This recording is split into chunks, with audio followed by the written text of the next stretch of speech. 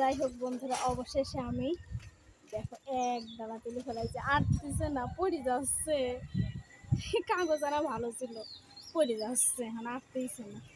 তো যাই হোক, এটা আজকে আমি লিজা পাটটা বাইটি ডাল বাইটি তারপরে বড়া ভাজবো, ঝাল ঝাল করি, মজাই মজাই খাবো।